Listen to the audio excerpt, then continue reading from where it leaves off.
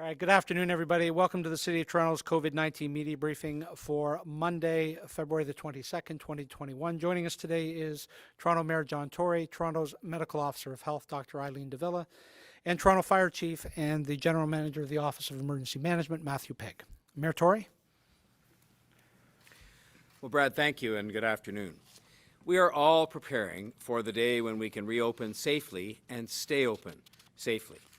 I wanted to start the update today with some good news and some encouraging news as we work to achieve that goal.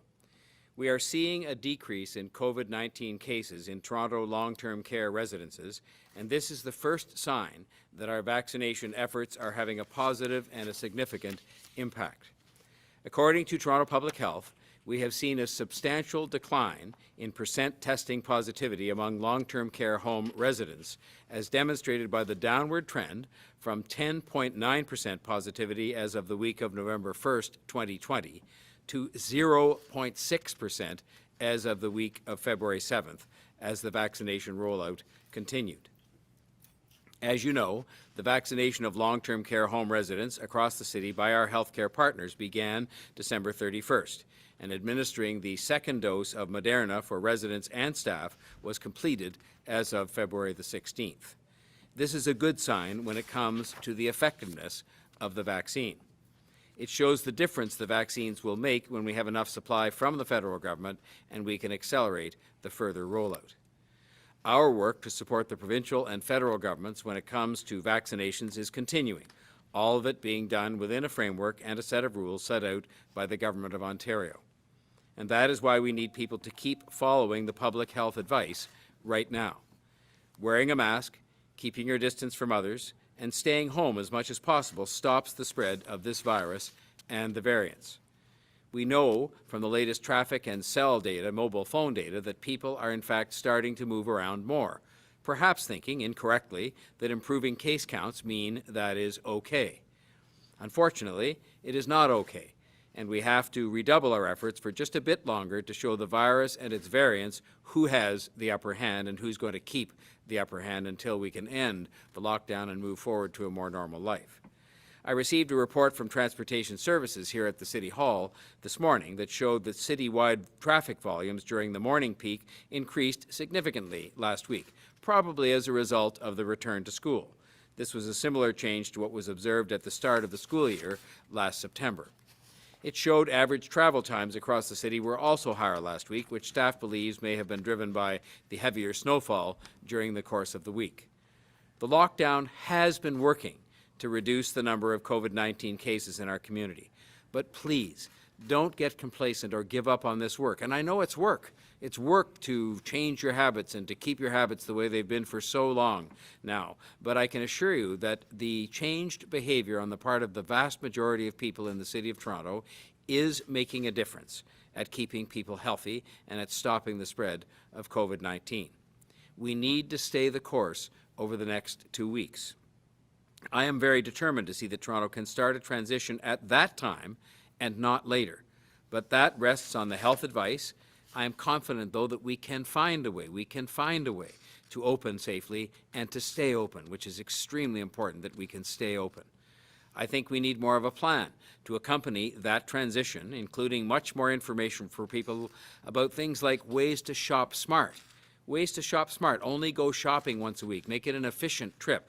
Don't make it a family outing. Make it stuck to getting essentials, and please don't region hop. These are all things that are relevant today and will certainly be relevant as we move ourselves towards reopening.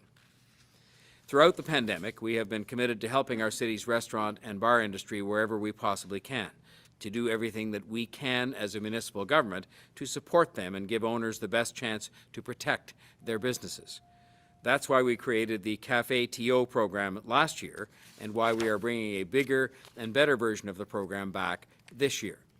We've needed to be creative to give businesses the conditions they need to operate, to help protect jobs, and to allow businesses to follow at the same time the all-important public health orders that are in place and that are keeping people healthier and saving lives. CafeTO is a program that allowed hundreds of restaurant and bar operators around the city to safely expand outdoor dining options into curb lanes, onto sidewalks, and into some parklets last year.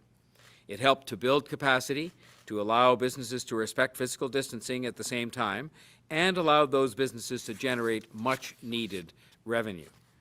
The support and input from the business improvement areas and local and restaurant and bar operators has been and will continue to be a very important part of the success of the program.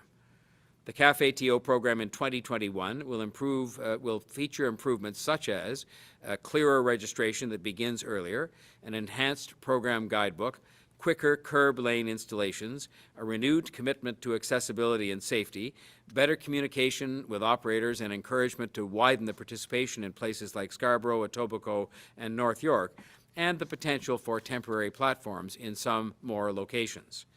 Today, I am pleased to announce that the first round of registration for this year's CafeTO program will begin this Friday, February 26th at 9 a.m., 4 months earlier than the process began last year. By opening registration on Friday, it means we'll be ready to help restaurants take advantage of the entire summer, because new curb lane cafes, for example, will then be able to be in place by mid-May. And that's almost 2 months earlier than last year. Many restaurants that are approved for curb lane cafes during this first window of registration will have access to that extra space to generate revenue and please their customers before the May 2-4 long weekend. If you ask most operators, they will tell you that long weekends in the warm summer months are critical opportunities for their businesses. And if we all continue to do the right thing, and I know many have been trying their very best to follow public health advice with their own personal behavior, we can expect that prevailing health conditions should allow for safe outdoor dining. That's what we want. We want to get through this lockdown, make sure it is the last lockdown, and move forward safely and for the good health of everyone involved. Restaurant operators interested in applying for this year's program should have their information ready and should visit the CafeTO page at toronto.ca/CafeTO to sign up come this Friday morning, February the 26th. This week, the City will also be releasing the new and improved CafeTO guidebook that will outline details for this year's program, including important safety and accessibility information. City staff are planning a webinar for local operators on Tuesday, March 2nd at 9:30 a.m. The webinar is for all operators interested in being a part of this year's program and will review program improvements, the different requirements, and help answer any questions that operators may have.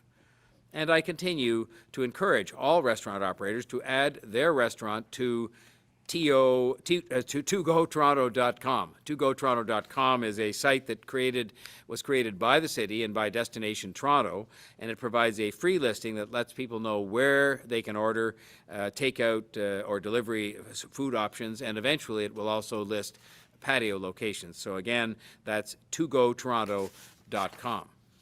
CafeTO has been a tremendous program that has helped our Main Street restaurants and bars. And I'm so glad that we're bringing it back with improvements, because I know that it can help the restaurant and bar industry that have been hit so hard and improve at the same time the livability and the enjoyability, if there is such a word, of our city in those precious summer months. It is an example of the work we will be doing to help people to open and then to stay open in a successful manner once the time comes. In my view, the transition to a more open stage will require a more complete plan than ever if it is going to work, so that we don't have to close again. As I said earlier, this will involve more and better public information on how to shop smarter and visit retail smarter and safer. It will involve better workplace practices to protect people, and much more rapid testing in more places, including in workplaces. We will be working with Toronto Public Health and the province on this, and I hope that we'll have more to say very soon. Yes, I am cautious as your mayor about the road ahead, because I don't believe you can gamble with public health or the well-being of the healthcare system. But I'm also an optimist about our battle against the virus, about the vaccines, but about our city most of all, and the people who live here, who I know will focus their attention on using the next 2 weeks to bring this lockdown to an end and to make sure that it is the very last lockdown. Now I'll ask Dr. de Villa to offer her report for today. Thank you, Mayor Tory, and good afternoon. Today, I'm reporting 366 new cases of COVID-19. 10 people have been admitted to hospital, bringing the total to 337, and 64 people are in the ICU. Sadly, I'm reporting 2 new deaths. There are 71 confirmed variant of concern cases in Toronto. 70 are the UK variant, B117, and 1 is the Brazilian variant. 511 cases have screened positive for mutations and are expected to be confirmed as variants of concern. There is encouraging news to report on vaccines and also from long-term care homes in Toronto. Public Health Scotland has issued a study showing that by the 4th week after receiving an initial dose, the Pfizer vaccine reduced the risk of hospitalization from COVID-19 by up to 85%, and the Oxford AstraZeneca vaccine reduced the risk of hospitalization by up to 94%. As well, the protection was above 80% for people 80 years of age and older. And as you've just heard from the Mayor, our data shows that the percent positivity in COVID-19 tests from long-term care homes has dropped significantly, and we are seeing fewer cases in these settings. This is extremely good news. It demonstrates the effectiveness of the vaccines and the efforts by so many people and organizations to drive down spread and protect the people living in long-term care and retirement homes. Last week, I said that while indicators seemed to be heading in the right direction, there were also warning lights flashing. I want to illustrate those warning lights today because by delaying a move toward reduced restrictions, we are taking steps that will allow us to make future decisions with confidence and steps to protect the ground we have gained because the virus still has the upper hand. The percent positivity rate in COVID-19 tests in Toronto is 4.8%. That is too high to feel good about. If our approach is slow and sure, it will change for the better.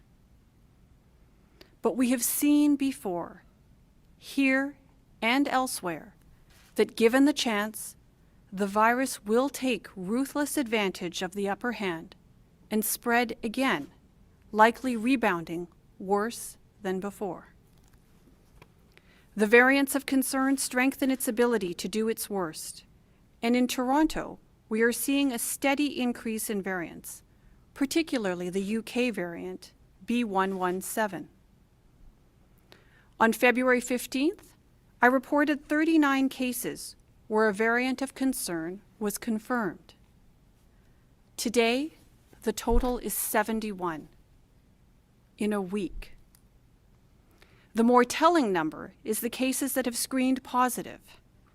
Confirmation of a variant is a slow laboratory process that takes between 7 and 14 days for each confirmation. Typically, a case that screens positive is eventually confirmed as a variant. So the screened positive cases is the number to watch, and that is why the extension of the stay-at-home order is so important to determining the safest path forward for Toronto.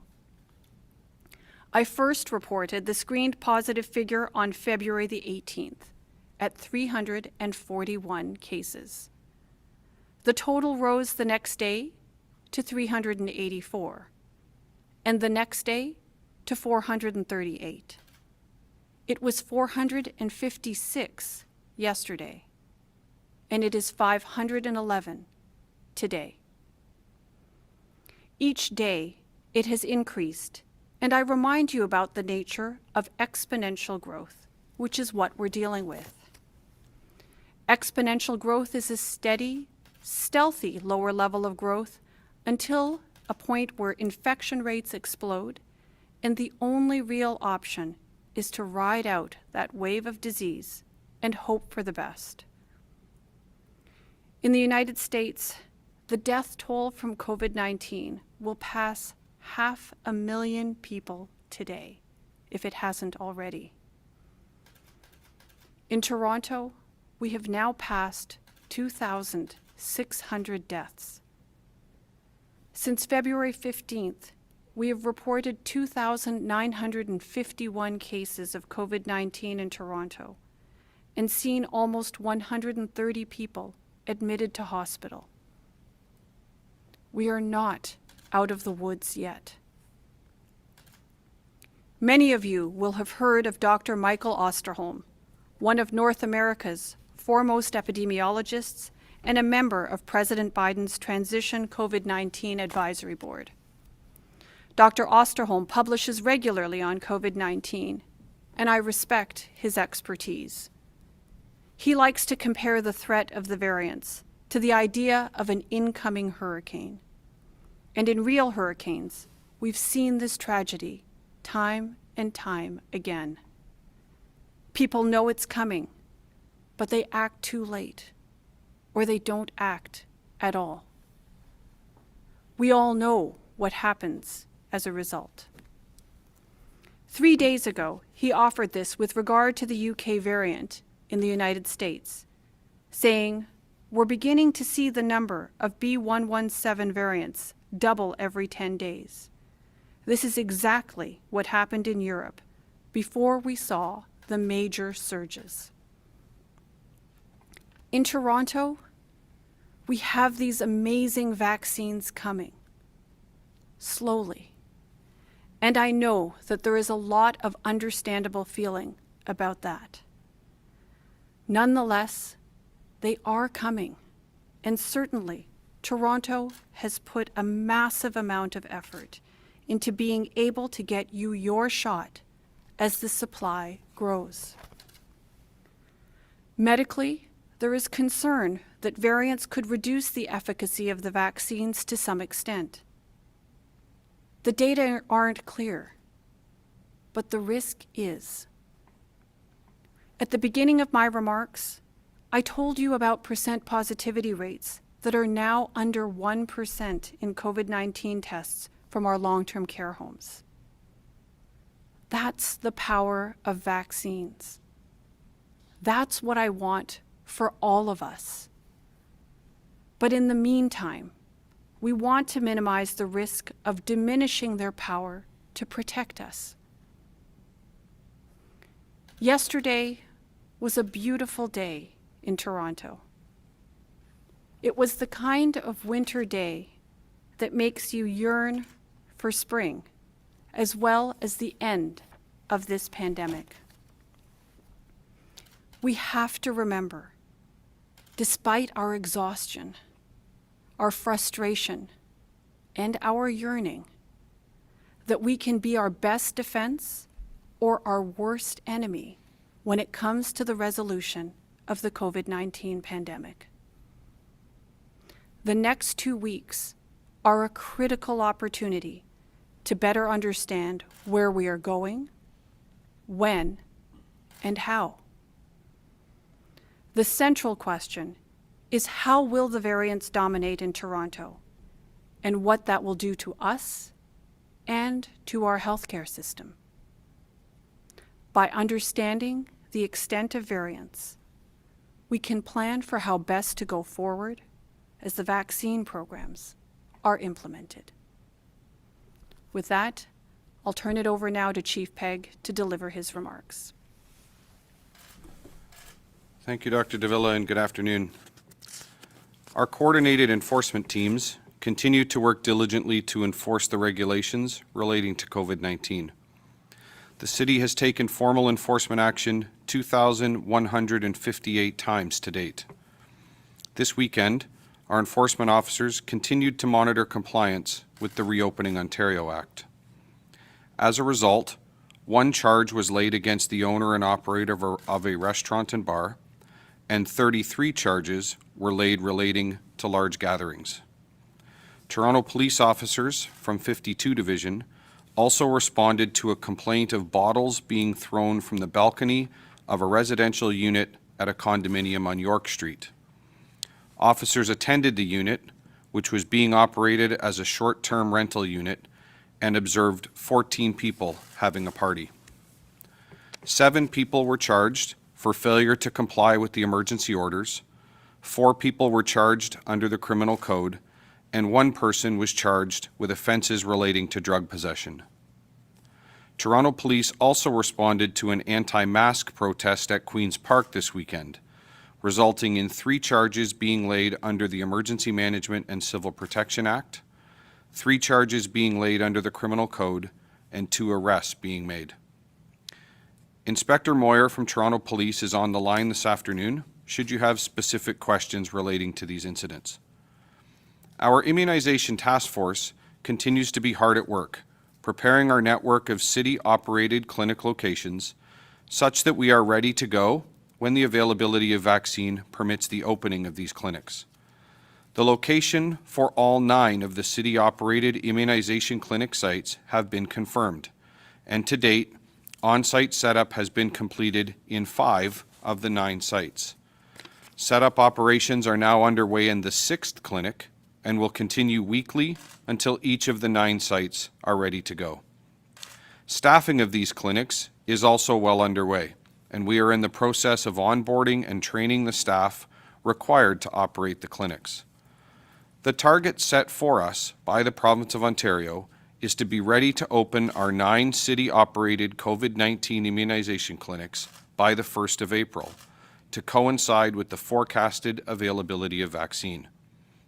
All aspects of our clinic deployment plans are on target, and I am confident that we will be ready to go on or before the target date of April 1. Our immunization task force continues to work alongside our hospital and community partners on the larger citywide immunization plan, including the plans to administer vaccine to those prioritized in accordance with the provincial prioritization framework. We are pleased to see that the vaccine supply from the province is enabling the continuing efforts with respect to immunization rollout of frontline healthcare workers. This includes the resumption of vaccination efforts for our frontline paramedics, which will resume tomorrow in collaboration with Sunnybrook Health Sciences Centre and the Humber River Hospital.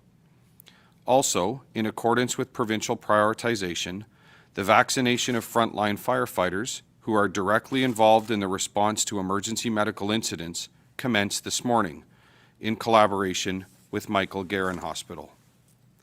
In addition to frontline paramedics and firefighters, the following groups of healthcare workers will also begin to receive their first dose of COVID-19 vaccine this week. Needle exchange and supervised consumption staff working in various treatment locations across the city, mobile COVID-19 testing teams, community health center staff, acute care workers that have not yet been vaccinated and who continue to be within the prioritized groups, and prioritized home and community care workers. Our hospital partners will be reaching out to each of these groups of people as vaccine operations get underway this week. I appreciate that there are a number of questions relating to when other members of our communities will be vaccinated, where that will happen, and what the process will be. As very soon as this information is provided to us by the Province of Ontario, we will ensure that it is communicated widely and transparently. I continue to encourage everyone to monitor toronto.ca/COVID-19 for the most accurate and up-to-date information relating to both COVID-19 response and vaccine rollout in Toronto. Thank you. Okay, thank you very much, Chief. Before we go to questions, just a reminder to please unmute yourself, and then we can hear you. So we'll go first to Matt Bingley from Global News. Matt, go ahead, please. Hi, good afternoon. Dr. de Villa, you were talking about the trends that you were seeing or that were noted in other areas, other countries, as far as seeing the average doubling of variants of concern being about 7 days. Based off of what you are reporting, it sounds like we're on track to see something similar. Is that a fair assessment? And what other trends are you seeing that you can actually point to people when it comes to VOCs in the city as to location and where these are spreading the most and what areas? So, Matt, I don't know that anyone can really predict with any certainty. What we can do is observe that which has happened in other jurisdictions and prepare for similar circumstances to happen here. This is certainly what I was getting at in my remarks, and it's certainly what Dr. Osterholm in the United States has spoken of as well. It's, like a hurricane sort of warning system. We have an opportunity to prepare ourselves for the worst, hope that it doesn't come to pass, but certainly we don't want to find ourselves in a situation where we have, growth and surges in variants of concern, similar to what was seen, for example, in the United Kingdom, in Ireland, in Denmark, in Germany, and in many other countries in Western Europe that we're hearing about now as well. So I can't say definitively, but certainly what will happen in the future. I can say that we have seen concerning trends when it comes to variants of concern here in Toronto. And not surprisingly, where is it happening? Where there is close interaction between people, and particularly when guard is let down, when measures, distancing measures and personal protective measures are not optimally being practiced or can't be optimally practiced. These are the circumstances that allow for the virus to spread. We've now known that for many weeks, and it reinforces the advice that we continue to put out there in terms of reducing the spread of COVID-19, whether we're talking about old variant or variants of concern. Distance is number one. Wear your mask as often as you can, a well-fitting mask. Wash your hands, and stay home when you're ill or have any kind of symptom. Get tested when that happens, and reduce the risk as best as possible for spread from yourself to others. Thank you. And to Mayor Tory, you were talking about the cell phone data tracking people's movement. Is that going to be made public today? And also, are you tracking how people are moving out of the region? Because I know we are talking a lot about region hopping and where people can go where restrictions are a lot, less. Than we would see here. Is that something that you're interested in actually seeing, where people are going outside of our vicinity? First of all, this is aggregated, anonymized phone data, so people who might be concerned about that should know that's what it is, and it has been supplied to us by somebody who pulls that information together. The answer to your question is that yes, we will be reporting, although there's a bit of a lag time in the sort of collection and analysis of this data, what the movements of phones have been over the last little while. Again, we've seen sort of an increased level of activity of phones, as you might expect during the summer and fall, and then some diminished level of activity, and then it seemed to be heading back up again. But we'll have up-to-date data on that in the next very short while, and the traffic data tends to go along with that. With respect to the monitoring of region hopping, the answer is yes. That's something that I specifically this morning asked to see, but you can't see it probably for another 4 or 5 days because the areas around Toronto just opened, many of them today. But we saw in the pre-Christmas period, when Toronto was closed and the outlying areas were open, that there were thousands upon thousands of people, and you could literally see that they left Toronto and went out to the regions and specifically ended up in places like shopping malls and came back. And so there was no law against that, but certainly people had been asked and requested not to do that, and it probably wasn't helpful when it happened, but we will see what's going on now in a few days' time when we have that data available. Okay, thank you. We'll go next to Mark McAllister from City News. Go ahead, Mark. Thank you very much. First to Mayor Tory, and then perhaps Chief Pegg, if you could speak to this as well. And I know that you had suggested Inspector Moyer was available to speak. But first, Mayor Tory, if you could just react to the incident involving the short-term rental condo and the glass bottles being thrown from the balcony. And Chief Pegg, as a follow to that, maybe your concern of people just not following the emergency orders and getting together in gatherings like this.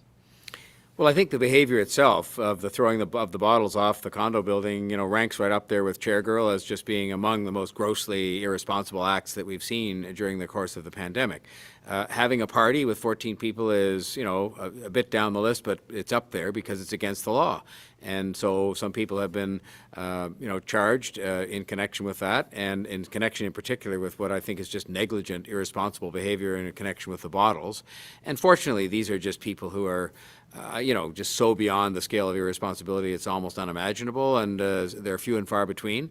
But the bottom line for people has to be no such parties. We're going to have to take a look at how this fits within the new short-term rental regulations, because one of the things with a new set of regulations like this, they're just a couple of months old, is, are we keeping adequate track of who is renting these kinds of premises and for what purpose, just so that we can make sure the intent and spirit of these rules is being followed. And that's something that we'll obviously have to follow up on in the wake of this incident this weekend. And Mark, I'll just say this. Dr. de Villa and our medical and medical science professionals have been painstakingly clear throughout COVID-19, and that is that gatherings such as the ones we described today and the ones Mayor Tory just referenced contribute to the spread of COVID-19 in our city. And to me, it's simply irresponsible, it's unacceptable, and it has the net impact of placing lives at risk, placing the capacity of our healthcare system at risk, and quite frankly, delays the day that we're all fighting so hard to get to, which is the day where this virus is behind us and we can reopen our city and our economy safely. So I applaud and certainly commend our enforcement teams. The work that they do, the work Toronto Police is doing to enforce these regulations is demanding and complicated and difficult. And I regret that it's necessary, but I appreciate all of their effort in doing all that they can do to keep us safe.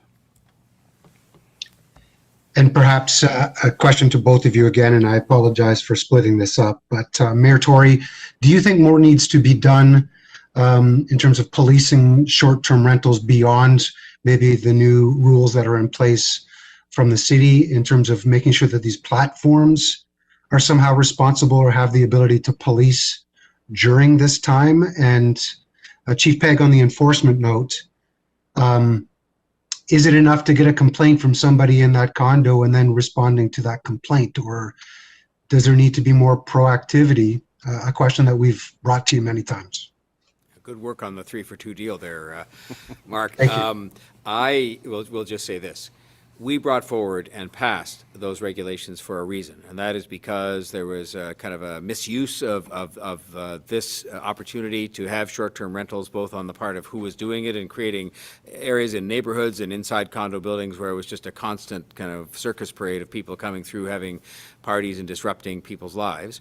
And so we placed some restrictions on that for a reason.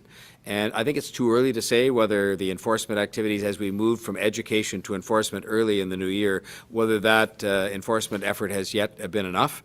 But we're going to be looking at it very closely, because these rules are serious. They're meant to be followed. They were put in place for a reason, which was to make sure that, yes, we could provide the opportunity for people to rent their places of residence out on a short-term basis from time to time, but that we did not want to see any longer this massive disruption of neighborhoods, and we're going to have to see how well we're doing. This is not a good example of something that happened consistent with the spirit of those new rules, but we'll have to examine all those circumstances and elsewhere to see whether we need to step up our enforcement efforts. And for my piece, I will just comment that the city has been proactive with respect to enforcement from the outset of COVID, and we still are, literally every day. We are proactively engaged in the community and proactively inspecting to the extent that resources permit. And as we've talked about before, Mayor Tory has said, we certainly will never have the resources that we require to proactively inspect or observe inside residents and inside condominium buildings and that sort of thing across the city. It just wouldn't be possible. So we are proactively engaged to the extent that our resources permit. We are actively engaged in reactive response to complaints. That, of course, has been ongoing as well, and our teams continue to receive complaints. They are triaged and prioritized based upon the apparent risk in conjunction or in collaboration, or as an outset, I should say, of the information that's received and they're responded to.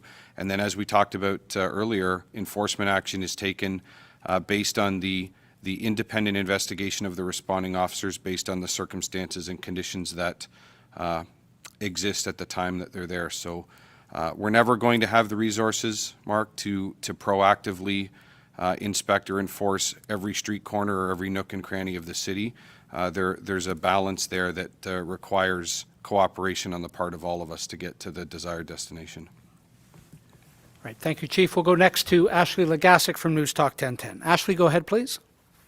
Hi there. Thank you for taking my question. Mayor Tory, today we spoke with a man who for almost a year has been putting on kind of a grassroots food drive for community housing residents in North York. He collaborated with nearby grocery stores to help feed people in those housing projects. So he tells me that Toronto community housing has been putting up a lot of red tape, like requiring him to have liability insurance when it comes to still being allowed to conduct this drive twice a month. So considering this is just one man trying to give back to his community, does there need to be all this red tape? It's a balancing act that we always have to be concerned about in anything, because if we had no regulation or no oversight of all the activities people, conduct, then we might be criticized for that if something bad happened. But in this case, I can just say that, and we have helped tens of thousands of people with food access programs, and I commend the individual in question for the initiative that he's undertaken. And I have, I'm told that the city signed off on this at the end of last week, and I've requested Toronto Community Housing to expedite their approval of this so that we can let this man do his good work as soon as possible. So I expect there'll be some very good news that he should be receiving momentarily, and he can get on with his good work. But we do have to sometimes be careful, especially when it comes to things like food and access to that. We just have to be careful. Great, thank you for that. My next question is in regards to coming out of lockdown. Mayor Tory, it sounds like you're cautiously optimistic. I think that's a fair way to put it, that this will happen for us in 2 weeks. What are you basing that off of? Like, what are the exact numbers we need to see in order to give the green light to moving back into the framework? Well, the provision of exact numbers, or if there are any such thing, come from the medical officer of health and from the people who give us advice on that. My optimism is just rooted in the fact that I think people really want this to be over, the lockdown. That starts with business people, but I think right close behind them are individual citizens who want to go to their gym, want to get a haircut, want to, be able to go shopping in different places, even on a limited basis to begin with. And so the point I was making is that I'm optimistic about the ability of the people of Toronto to put in 2 more weeks of really solid compliance with the public health advice and stay home and wear masks and not socialize, with other people outside of their own household. And I think that if we do that, then there is reason to be optimistic we can begin a transition to a different place. But it's really going to depend on what people do in the next couple of weeks, and that's where I'm optimistic. I think people really want this to be over, and they get it, and they will cooperate and comply, as they've been doing in the vast majority quite well so far. All right, thank you. We'll go next to Brian Lilly from the Toronto Sun. Go ahead, Brian. A question for Dr. de Villa.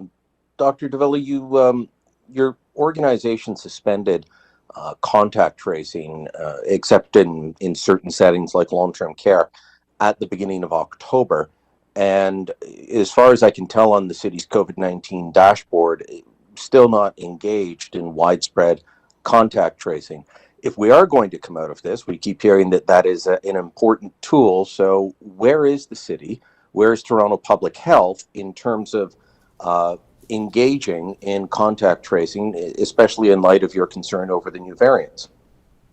So, Brian, that's an excellent question. And clearly, you've heard the message that I am very concerned about variants of concern and the impact that they may have. And throughout the entire pandemic, our task has always been to, as the local public health unit, ensure that we're looking at the data, looking at our circumstances, and using the best available evidence to direct our resources in those areas where they're most likely to derive the most value for those resources that are invested in different areas.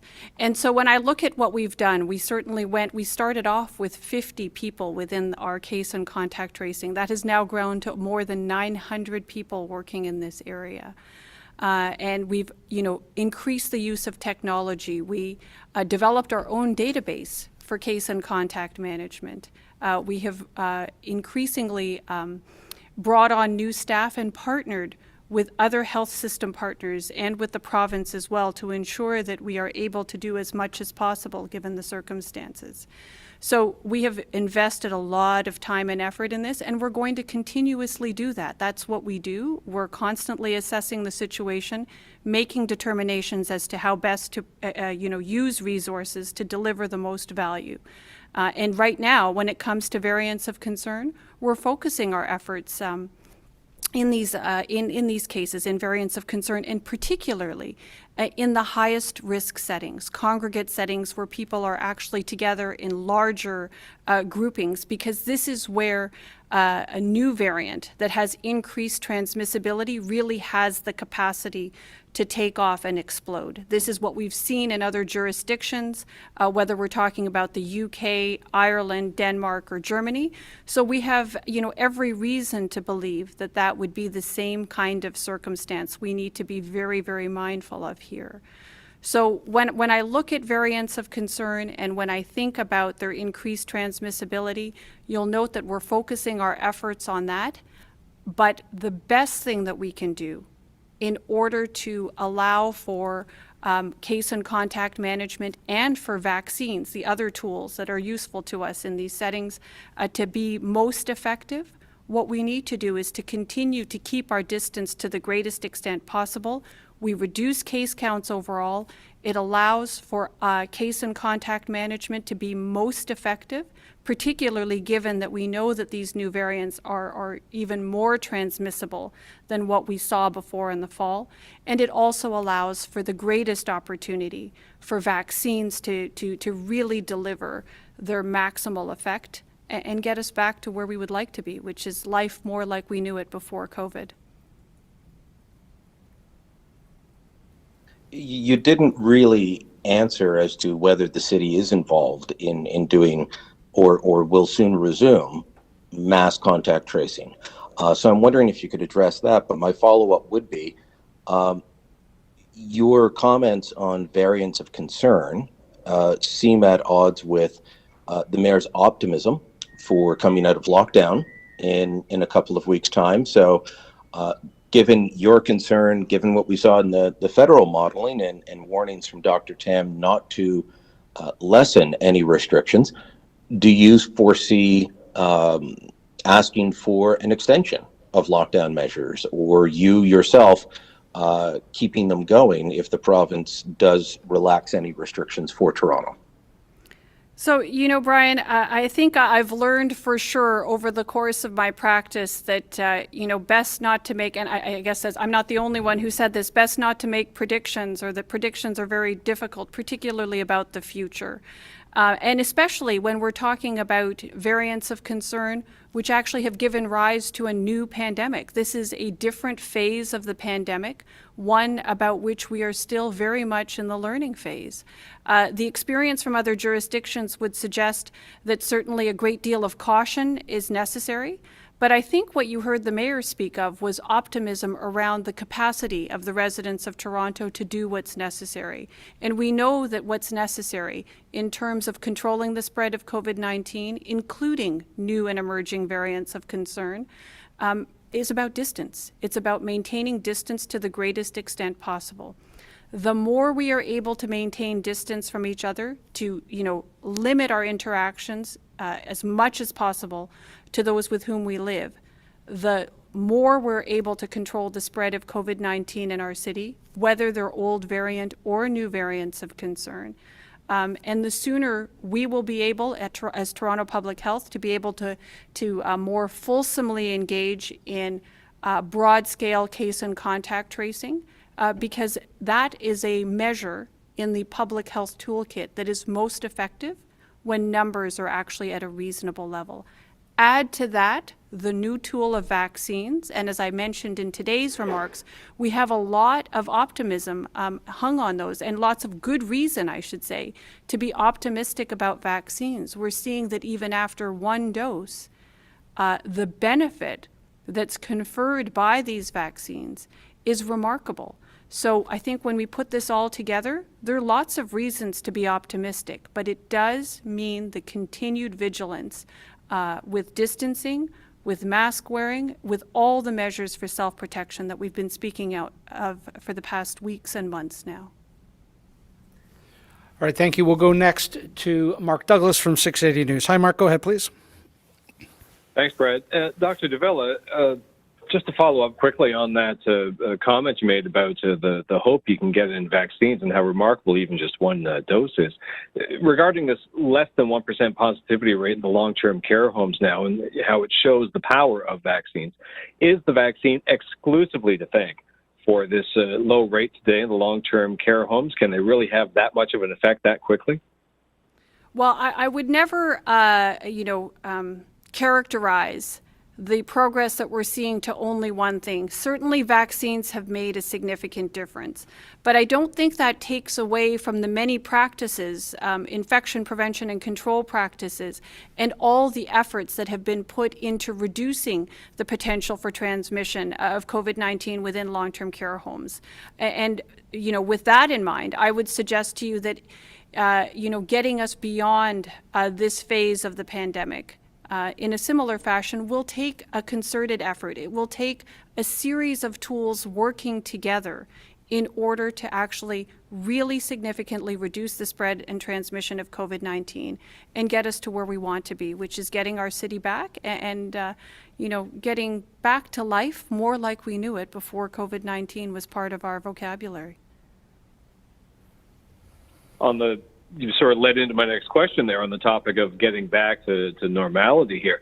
If the positivity rates at the long-term care homes stay as low as they are reported today, could the seniors living in these homes and their families expect a return to some kind of fuller visitation, to more open get-togethers? Well, I think that while we're hoping for that, we are still very much in the learning phase. And the current advice right now is that even with a full 2-dose regime on board, people are being asked to continue on with the self-protection measures, particularly with an older population who we know are more susceptible to COVID-19. There are still some questions around what is the duration of the protection that's provided. Again, we're dealing with a new vaccine and we're actively learning as we go through. So for now, the best advice is to absolutely get the vaccine when it becomes available to you. And in the meantime, even after you've gotten the vaccine, to continue the measures for self-protection until we observe and have more data on which to provide further advice. Thank you. We'll go next to Jennifer Pagliaro from the Toronto Star. Go ahead, Jen.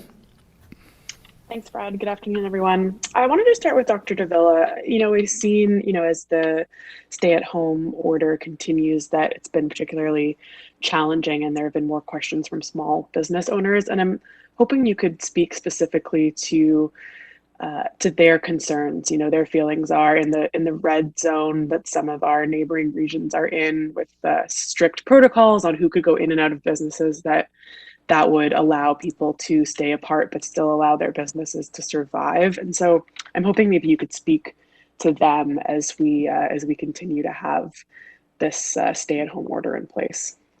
So thanks, Jennifer. This is one of those questions that's very, very difficult for all of us in the realm of public health to deal with. And it's, I think, emblematic of many of the circumstances that we've had to deal with over the course of the pandemic. And I think the mayor made reference to, this concept in one of his earlier answers. And it's this question of balance, trying to find the right balance. The challenge is that we know that, COVID-19 is highly transmissible to begin with. Add to that the new variants of concern and their increasing presence here in the city of Toronto. We know that they are more transmissible. And there is some evidence that is emerging which suggests that these new variants of concern are not only more transmissible, but also are accompanied by more severe outcomes and impacts when there are infections with the new variants of concern. That is still, again, an understanding that is still emerging, but certainly there's some evidence that suggests that COVID-19 infections that are associated with these new variants of concern have a higher tendency towards more severe outcomes and impacts of those infections. So we have to keep that in mind. And I recognize that there are economic impacts and that business and income are associated with health as well. But I would say this. One, there is no such thing as a healthy economy or a healthy business without healthy people. And first and foremost, the actions and the advice, the actions that we're taking at public health and the advice that we provide are focused on creating healthy communities, which include healthy people, and yes, it involves a healthy economy. So to my mind, the issue now is that we're dealing with variants of concern. We have an opportunity to actually enhance our understanding and better appreciate what kind of impact they may have on disease transmission in our community before we move in a direction that facilitates interaction between people and therefore increases the likelihood of transmissibility. So I think it's a cautious step. It is akin to that being prepared for a hurricane, that we don't want to find ourselves in a situation where the worst comes to pass and we didn't prepare or really get ourselves ready for significant activity. We always, in public health, want to prevent as much as possible rather than trying to deal with a situation after the fact. And just to go back to the contact tracing, there came a point, and I've lost track of when it was, but that it was not possible to do the regular contact tracing that we saw at the start of the pandemic, given the level of cases the city was seeing. And I heard you say in answer to the previous question that there's some prioritization of the variant cases, which I think I understand given the transmissibility of those variants. But is it still the case that Toronto Public Health does not have the ability to do regular contact tracing for all cases that are brought to TPH's attention? Yeah, so Jennifer, for now, what we're doing, right, at Toronto Public Health, given our case counts and given the need to focus, given the emergence of variants of concern, we're focusing our resources on case and contact management, particularly on contact tracing, in those circumstances that we know are highest risk for significant transmission events. So congregate type settings, long-term care homes, retirement homes, schools, places where you have, larger numbers of people, because those are the circumstances that we know give rise to the highest risk for the individuals in that setting and for the community writ large. As case counts hopefully continue to drop, and again, this all rests on all of us being vigilant around maintaining our distance to the greatest extent possible. But if we can bring our case counts down, and even in the face of variants of concern, that will allow us to better be able to more fulsomely use our case and contact management resources. And above all, it'll give vaccines a better chance at being effective in terms of controlling transmission and spread of COVID-19. All right, thank you. Final question is to Natalie Johnson from CTV News. Go ahead, Natalie. Hi there. My first question is for Dr. de Villa. Dr. de Villa, what are your takeaways from the asymptomatic school testing results released by the province? And do these numbers actually have any value if we're not testing all of the students in all of the schools and instead doing it in smaller numbers at select schools? So, this is a relatively new undertaking, courtesy of the province and the testing partners that are engaged. It's one that I think we're continuing to learn from.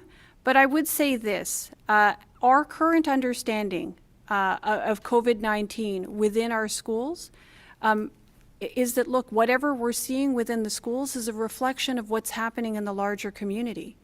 And that's because schools are part of our community.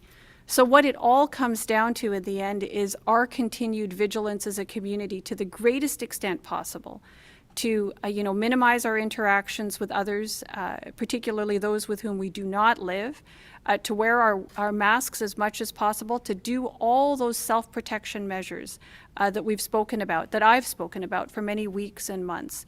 The more we are able to actually reduce that which is happening in the community, the more we're able to reduce the spread of COVID-19 in the community, the better off it is in our schools, and the more likely our children will be able to continue in-person learning, which we know is so incredibly beneficial for them. Thanks. And just as a follow-up, it sounds like the province is leaving a lot up to the individual public health units as far as how people will get contacted, for example, about when it's their turn to get a vaccine.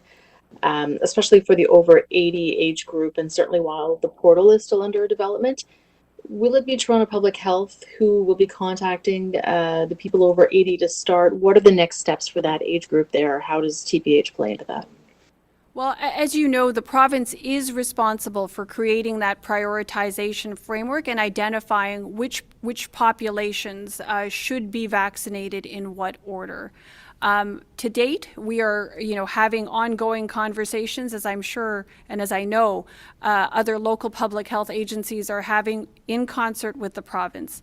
Our circumstances in Toronto are not surprisingly unique in the province. We are by far the largest jurisdiction, and so working out those details around how best to implement that provincial prioritization direction is right now an ongoing conversation, and we'll look forward to being able to describe that to our residents as those details become firmed up. But it is a complicated undertaking, as I'm sure you can imagine, and what may unfold here in Toronto may not be quite exactly the same as it will be across the entire province, given our unique circumstances as the largest city in the province. Thank you very much, everybody. That concludes today's briefing. Our next scheduled update is this Wednesday, the 24th at 2 p.m. Stay well.